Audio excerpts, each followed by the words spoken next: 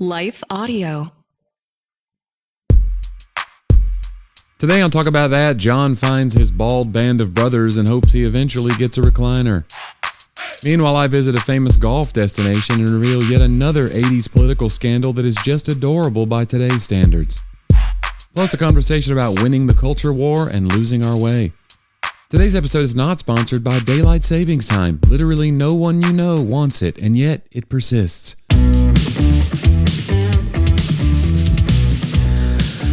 Well, guys, grab your favorite chair. It's another episode of Talk About That. Do you have a favorite chair? I guess. Well, I have a couch that has little recliners built into it. So I have a corner of it that I prefer. My wife, and I don't mean to call her out just in the very beginning, but she's anti-recliner. Really? Yeah. It's been a thing. For 25 years this year we were married. Like having a separate, but would she have a reclining couch? Because she would feel like that's... It's she possible. wants a nice piece of furniture that's like a Southern living kind of couch. I don't know. It's just, it never... It's funny, my in-laws just moved, and I was helping them move some stuff when we came through town where they were. And apparently it must be either, something she passed down. Okay. Because he said, I want to put my recliner right here. Right. But she said no. Oh. And so I guess this is a generational thing. Somewhere in their past, the recliners did something to them. Yeah. Yeah. It was like your one respite from working on the farm, maybe. I don't know. My parents passed debt down to me, so I didn't even get a recliner. Heart disease for me. Yeah, hey, like that. Yeah, thanks. That's something. You got something? Hey, a lot of people, you can't put a price tag on that. You don't have to wait through probate to get that. That comes right to you. You like that? That's right. Those genetics, there's no directly. wait. There's no court that has to sign off on anything. Yeah. Well, you're good. No, I'm happy to. There's medications. There's modern treatments. Oh, yeah. You're in a good spot. Yeah, I was at a doctor today. They were like, how long have you been on the Lipitor? I was like, 25 years. How long you got? That's when it came out. You're like patient one. I think Lipitor's only been out like 25 years. No, I'm sure it's fine. John, they're like, I don't know. We're going to see what this does. See what happens to this we guy. got one guy that signed off to do it. You're the guy. Oh, that's great. What if it caused baldness? Oh, my gosh. Wouldn't that be the thing? Dude, I was at a funeral You're the guy today, that proved. and I looked up, and every guy there was bald. Interesting. And it made me so happy. Okay. You feel like that you're a band of brothers? Yeah. I mean, like, it was like... bald band of brothers, baby? I notice when people have full heads of hair at my age. Is it upsetting? Well, a little bit. Yeah. Because I don't feel like that they're using it right as much as I would. I would make a whole different life. You'd be president. Out of, senator. I don't think let's not be ridiculous. State senator? No. U.S. senator. All the way. Okay. I'd start at the state. All right, sure. Yeah. Because my hair's I've gray, and sometimes I color, sometimes I don't. But I always tell people like, I wish my hair wasn't so gray, because now I'm like starting to get a little bit of wind at my sails in the comedy world. I'm like, but I need to sell tickets. But now people are going to, this gray hair, is it going to hurt and people they go, hey, it's okay if your hair turns gray as long as it doesn't turn loose. That's what a lot of bald people tell me. I don't mind it turning gray as long as it doesn't turn loose.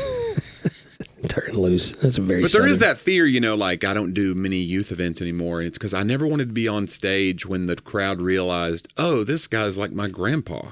Yeah. You want that to happen before you're on stage. You realize to yourself, I shouldn't take this. Yeah. You never want to be on stage when you realize, I shouldn't have taken this. Yesterday at staff meeting, we were talking about we're going to have a Bible study thing that we're rotating some of us through.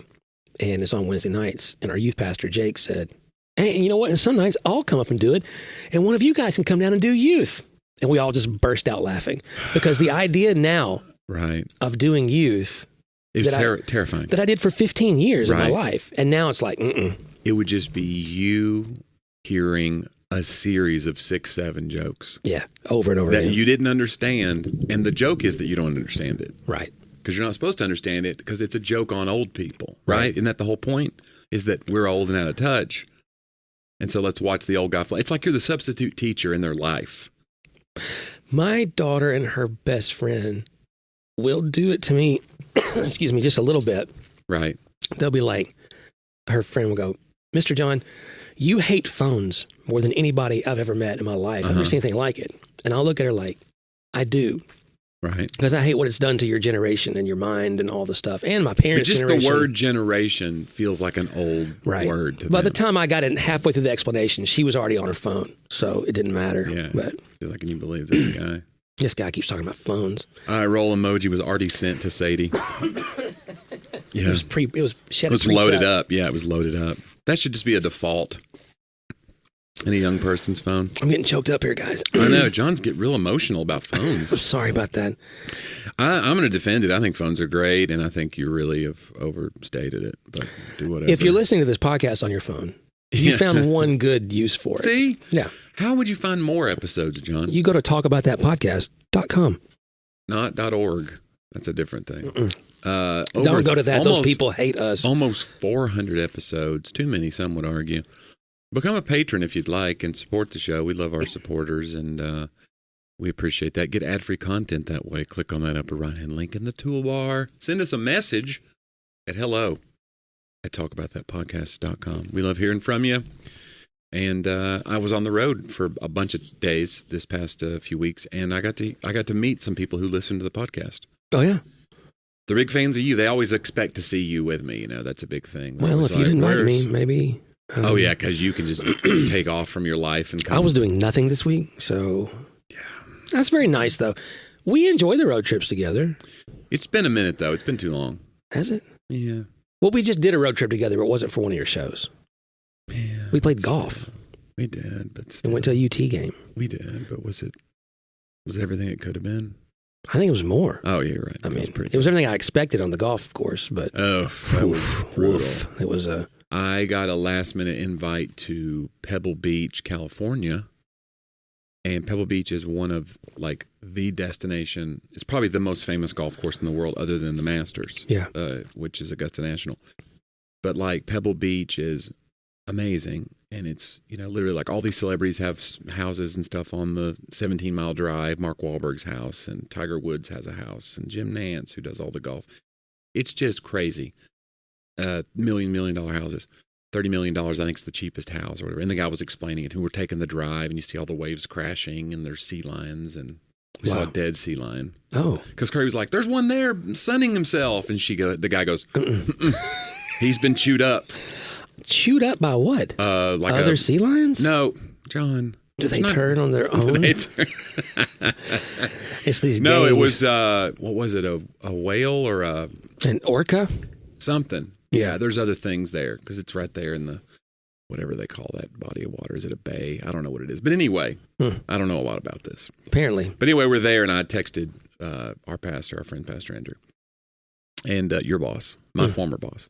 And I was like, you're not going to believe it. Because I go these places, and it's always like middle of nowhere. Yeah. But at this time, I was like, buddy, I got invited to a place. You're going to want to know about You're in the middle of somewhere. Yeah. Sure enough, he was losing his mind. And so I walked right into the pro shop, and I was aiming my camera around at all the shelves. And I was like, what do you want? I just pick out a thing, and I'll buy it for you. So he wanted a hat. So I got him a Pebble Beach hat, and I brought it for him today. Wow. So hopefully he's going to come by and get it. I'll just leave it for you. I want a little bit. Come on. The least he can do. Right. Come over, get your hat. Give him a hug or something. Yeah, give me something. Yeah. I mean, you've had your reward now in heaven. Well, actually, you had it here. You won't have none in heaven, to be clear. This reward stinks. Yeah, this reward is not what you... Speaking of rewards, John, you know what's very rewarding? What's that? Ads. Are they? And let's take a minute and hear. Well, they reward us sometimes if you listen enough with advertising revenue. But and that keeps the lights on, so we appreciate them. Let's take a minute and hear from a few of our fine sponsors.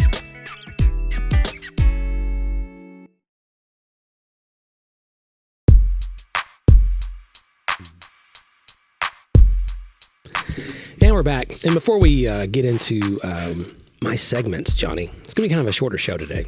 Yeah, I'm sorry, everybody. Yeah, sorry about that. But John's busy. But we have some friends in Nashville and want to talk about them. Everyday refugees are working hard to build a new life here in Middle Tennessee, left with no choice but to flee their homes to reach safety. Many spend a decade or more waiting to enter the United States with the official refugee admissions program, only to arrive and face new barriers. Right now, families who entered through the legal refugee pathway are losing access to food support and medical insurance. Green card and citizenship fees have risen dramatically, putting permanent status and stability out of reach. for many eligible families. But at the Nashville International Center for Empowerment, or NICE, we walk alongside our newest neighbors every step of the way, helping families find jobs, learn English, navigate immigration paperwork, and rebuild their lives with dignity. But today, NICE is facing funding cuts that put these vital services at risk. That's why we're asking you to become a monthly donor.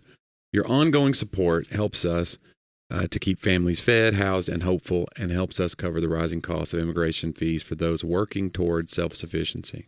So you can join us in welcoming our new neighbors and strengthening our community. Visit empowernashville.org/donate. That's empowernashville.org/donate to give monthly and to make a lasting impact. And Jonnie, I got to work with an immigrant family that came here from Afghanistan, and it was just an amazing experience for our church, for me personally. I've found friends, and we don't share all the same beliefs or see the world the same way, experience a whole different world. But man, the kindness there that was there, the experience to sit at someone's table, in their apartment, and we got to help furnish their apartment and help them find their way. They were working hard, doing jobs here in Nashville. And so, hey, even if you're not in Nashville, this is a great opportunity. Yeah, to me, it's not, I hate how everything's so politicized now. To me, this is just about America and keeping our promises. I think it's one of those things about, we can talk about secure borders all we want, and we can have that conversation, and I believe it's important. But when we're talking about people who've gone through the process, sometimes years and years long, and are escaping a war-torn country in many instances, and they've been more vetted than any of us, and belong here, and had promises made to them. And I feel like those promises, it's important that we keep our promises. And so some of that stuff is in jeopardy right now. And so I'm a donor to NICE. I know that you've made donations. And so it's something I really, really believe in as a believer in Christ, that this is something we got to do. And so we'd love for you to partner with us. And so go to that website and check it out. Just check it out and learn more if you can about what they're doing. Yeah, empowernashville.org/donate. Love it. Hey, let's go into my segment though, Jonnie. Okay, let's go. It's a little segment we call They Talked About That.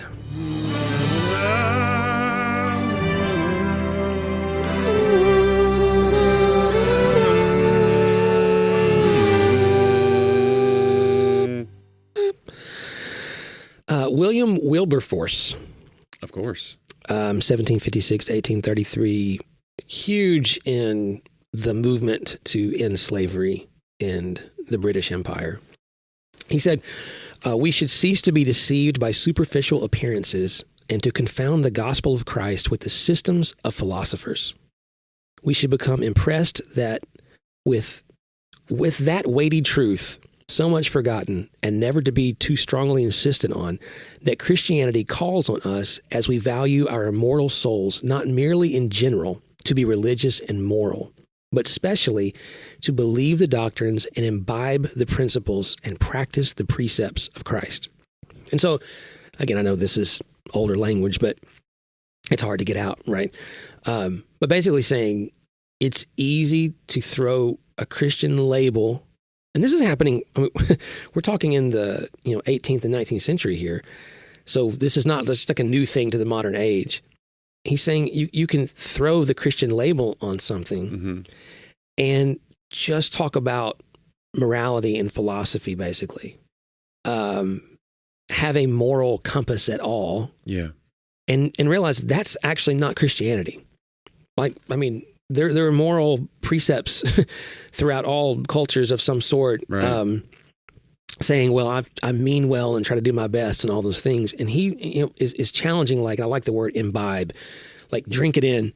You're going to have to imbibe the actual principles and practice the precepts of Christ. And I tell the church all the time that the Bible says that those who follow Jesus have to walk as Jesus walked. Mm-hmm. And to not deceive yourself in that. And when I was a kid, if I heard that, I just would have thought about how I was falling short, right? I would think, well, don't ever think a bad thought, and don't ever tell a lie, and don't ever get in trouble. And I think that sort of punitive, lower level understanding of what it means to walk in the ways of Christ. I mean, and in my older days, I think it's more evident that yes, what holiness is accepting the grace of Christ so that my life then can reflect his transformation. And the only way to accept that is through repentance, confession, and reviewing and remembering how the gospel changes me, and then outward humility and service towards others. That it's if there's one thing, guys, and I know how this gets lost so much, but the idea of loving your enemies now is made fun of by people who wear the Christian label. They will mock you, or will say that you have no standards if you love your enemies. Those who believe differently, they'll say that you're compromising. When like the bedrock principle of the gospel of Jesus Christ was that Jesus loves his enemies to the point that their lives are changed. And even if they're not, that he hung on a cross and said, Father, forgive them, right there at the worst while they're doing all these things to him.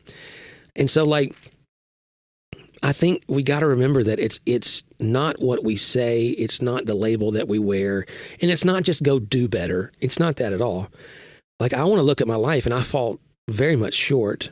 But to be a Christian is to seek to walk as Jesus did. It's not to seek to win an argument based upon the outcomes I want. It's not to seek to get everybody else to see this exactly as I do. It's fundamentally to seek to walk as Jesus walked, to follow him. And in doing that, then I leave some things in this world to the sovereignty of God.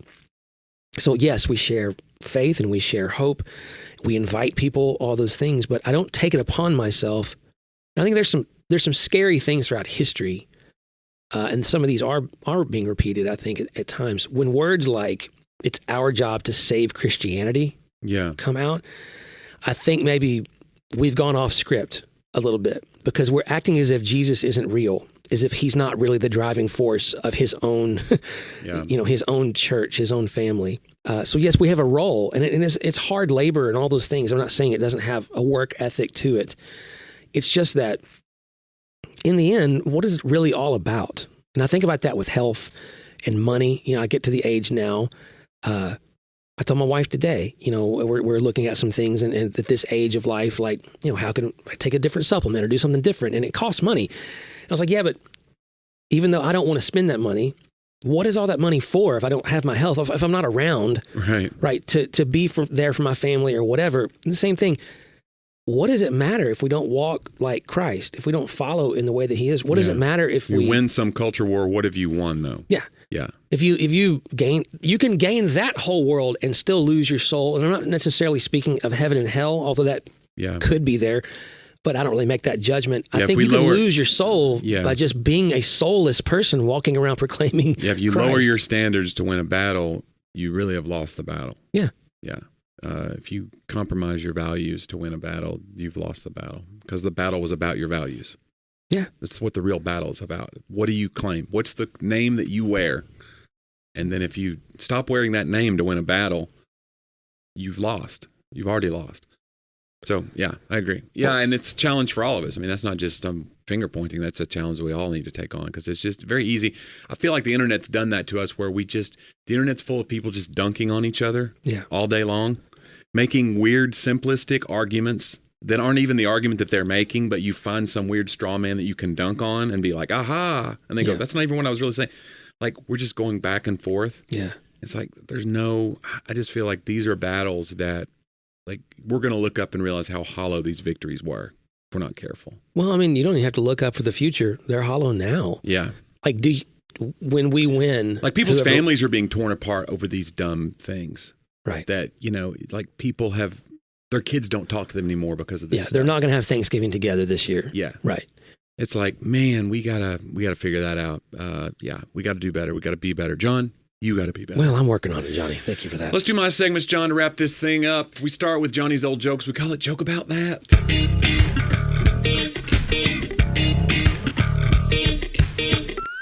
John, Satan arrived. I like how you start. I like it. Satan arrived to welcome a new damned soul to hell. Congratulations, he said. You wasted your entire pitiful life. Well, the man replied, at least I'm not an adult living in my father's basement. Boom. Got him. Roasted the devil. Roasted the devil. Sick burn on Satan. Okay. John, a man adopts a stray dog. When he gets home, the dog says, "Thank you for taking me in. I was so cold and hungry." The man is shocked. He's found a talking dog and decides to bring him to his job's annual picnic later that day to show his coworkers. "I want to reward you, so first, you should bet them all of your money that I can talk," says the dog. The man enthusiastically agrees. The man does just that, but when he gets to the annual picnic, no matter what he does, he can't get the dog to say a word. He's humiliated. His coworkers take his money. "How could you do that to me?" the man cries to the dog on the way home. "Now I'm broke and they're all laughing at me." The dog smiles and says, "Just wait till next year when we offer them double or nothing."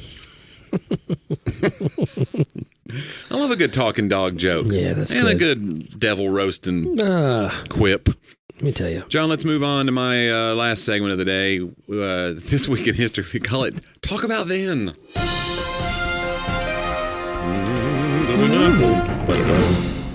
Forget the name of my segments over here.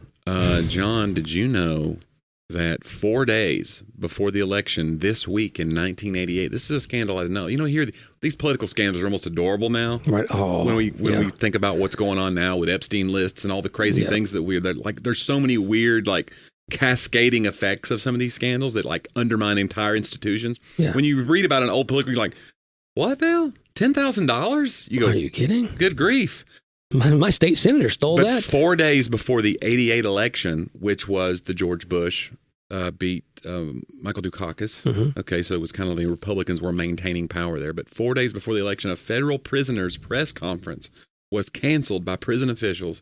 He was placed in solitary confinement. He was going to make allegations that he had sold marijuana to U.S. vice presidential candidate Dan Quayle in the 1970s. So this was real news. Like, he was getting ready to do a press conference and kind of do an October surprise. It would have been a November surprise because it was November 4th. Wow. He was going to do this big, like, well, Dan Quayle's a pothead in the 70s. They put this guy in solitary confinement. Wow. So whatever, wrangling they could do to get this guy put away until the election was over. Isn't that wild? That's...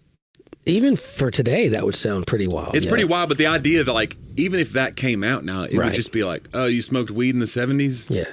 Like, I remember when Clinton said he didn't inhale or whatever, and it was a big thing. Yeah. It's like, that got quoted for years. Right. And it was like a shame to him. Yeah. It's just such a wild thing to think about the scandals now that take so much. It's a Richter scale level scandal. I saw a thing the other day, and it was showing Obama wore a tan suit. Right, the tan suit.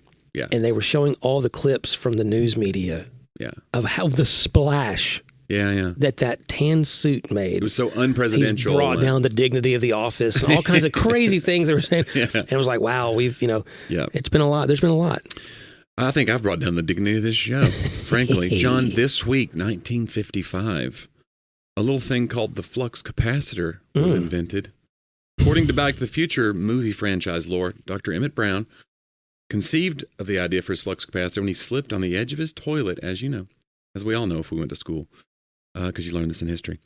While hanging a clock in his bathroom, hit his head on the sink. The flux capacitor requires what? 1.21 gigawatts. Gigawatts. He called it gigawatts. Gigawatts of electrical power. And as the DeLorean time machine nears 88, the light coming from the flux capacitor begins pulsing more rapidly and until it becomes a steady stream. This, coupled with the DeLorean's stainless steel body, is what makes time travel possible. And the reason it makes the list is, ironically, while the Back to the Future DeLorean had to achieve 88, a factory DeLorean speedometer only went to 85 miles per hour. Oh, you're as kidding. It was the law in the U.S. at the time that automobile speedometers could only go to 85. So the car used in the Back to the Future movies had to have a sticker placed over the speedometer that went to 95. This law was in effect from 1979 to 82. They just put a sticker. They didn't replace the... They just had to modify the speedometer for that one shot where you're seeing the... Wow. So if you look at the shot in the movie, I guess it's a sticker. Interesting. They had to modify the speedometer because it only went to 85. One of my favorite movies. Oh, it still stands up. The whole series stands up. Yeah. A great trilogy. Which I think it kind of... That and Star Wars kind of ruined our minds because we think everything needs to be a trilogy. Like they had to make 2 more Matrix movies, and you're like, Matrix should have just been left alone. The one Matrix should have been enough. I remember you and I went and watched the second Matrix. We were still in Knoxville, and we both walked out like, what are we doing? What just happened in there? They've tried too hard. But that I blame Back to the Future and Star Wars. There you go. John, this is a wild one. The first NBA player to shatter a backboard was this week, 1946. And if I gave you a million guesses, you would not guess it. Even though, obviously, players in the 40s, we might not know all their names, but I'm an NBA guy. The first NBA player to shatter a backboard was Chuck Connors, who went on to star in TV's The Rifleman. He was playing for the Boston Celtics. He shattered a backboard during the pregame warm-up. It broke due to improper installation. I don't know if he was dunking on it, but it broke due to improper installation. Connors also played baseball for the Brooklyn Dodgers and Chicago Cubs. The guy that was the Rifleman? The guy that became the Rifleman later. Yeah. So before that, he was an athlete, and he played for the Boston Celtics. And who? And the Dodgers and Cubs. Holy cow. And he was the first player to ever shatter a backboard. That's a crazy piece of trivia. Yeah, this guy was impressive. That's a well-rounded dude. Yeah. Backboard was not well-rounded. It was shattered. John, this week, 1994, the oldest heavyweight boxing champion, when 45-year-old George Foreman KO'd Michael Moorer in the 10th round of the title fight. Remember this whole thing? It was like he was going to win one for the geriatrics, which 45 is very geriatric in boxing. Yeah. And he had the George Foreman grill. I think he had the grill by then. Was he already grilling? What year? This was 1994. Those grills were still maybe right before. Maybe. Anyway, I remember him at the press conferences holding hamburgers. Okay. He's a big guy, and he was like making light of like, this is my training. Yeah. And then he did. He won of course, the heavyweight division was starting to die off. It was starting to get a little bit more. Mike Tyson was in prison. All this stuff was going on. So it was like, he made a splash by being a comeback, like a throwback guy. Yeah. But yeah, at the same time, he beat another heavyweight who was way younger than him. That's crazy. He struck a blow for us old guys. I love it. It's like I used to root against Tom Brady, and then the older he got and kept winning, I was like, I like this Tom Brady. Yeah. He's old like me. Yeah. He's throwing a football around. He's 22-year-old guys are trying to kill him. Just like me. Just like us. Just like us. I mean, you've got to stop it. John, finally this week, 1927. The first seeing eye dog, and I'd never thought about the history of seeing eye dogs. Yeah. And neither had you until now. No. An article appeared in the Saturday Evening Post by Dorothy Eustace describing how Swiss shepherds were training dogs to lead the blind. This led American Morris Frank, who was blind, to visit Eustace, where he received his own seeing eye dog, Buddy. With Eustace financial backing, Morris returned to the U.S. with Buddy and co-founded the Seeing Eye to train guide dogs. Wow. So he was inspired by this article. He goes all the way to Switzerland and gets his own. And then he founds this, and that changed like our culture. Oh, yeah. In America and probably the world, that like seeing eye dogs became a thing. But it was just because this one person was like, I bet I can do this for this other training shepherds. Wow. Swiss shepherds were training dogs to lead the blind. What a wild thing. And, I want to know which Swiss shepherd really came up with the idea. Which Swiss shepherd was... Which Swiss shepherd? There's a lot of S's in this show, and I apologize, seeing eye dogs. Yeah. But, yeah, that's... I don't know, man. That's crazy to me. But people are skiing now. You ever see the Paralympics where there's blind skiers, and they have these pulses on the side that give them... They know when to turn? It's courage. I mean, I think about how hard it is for me just to ski regularly. Yeah. Some people are doing this. Yeah, I can't. I'm not built. I don't think I'm built. I know when you look at me, you go, "This guy's got the body for this skiing." This guy would ski well. I've seen you ski, Jonnie. It's rough. I'm not even sure we'd call it skiing. It's 10 feet, fall over, gather my things, right, find my way to get back up. Somehow you would always fall, and your poles would fall uphill. Oh, and they would just be, it would be chaos. And you're climbing uphill trying to get them, and then... Those poles would fly. It's like the scene where the toothpicks fall on the ground and Rain Man, he has to count them all. Yeah. It's like, those are my poles just going. It's a chaos. But yeah, not built for it. But yeah.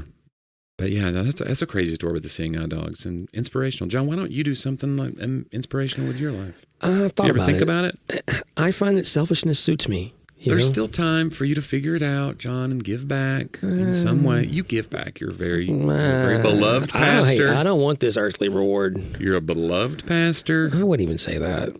Is it beloved? Do you say beloved? Well, you say beloved if it's like Dearly John beloved. the beloved. Dearly beloved? Yeah. Or a wedding, yeah. I say beloved. He's a beloved member of our community. You wouldn't say beloved member of our community. It's funny. It's kind of, yeah. Either one. It's kind of like in East Tennessee, there is... in the same county, it's McMinn County, but the school there is called McMinn High School. And it's spelled the same way, and they all do it. McMinn County, Where do you go to school, MacMin? Or MacMin. Yeah. Get out of here. Yeah. Mac Mini? Is that what they have a sponsorship with Apple? All the kids get Mac Minis. That's been our show. I wanted it on a higher note, but I apologize.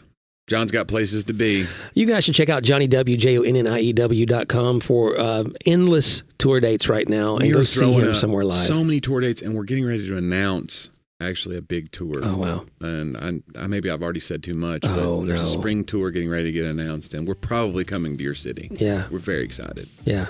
And I'm bringing some buddies of mine to open the show. Oh, it's going to be great. But you don't want to miss that. And stay tuned for those announcements. Yeah, it'll be coming soon. Well, guys, thanks for the time you gave us today. It was a lot of fun. Let's do it again next week here on Talk About That.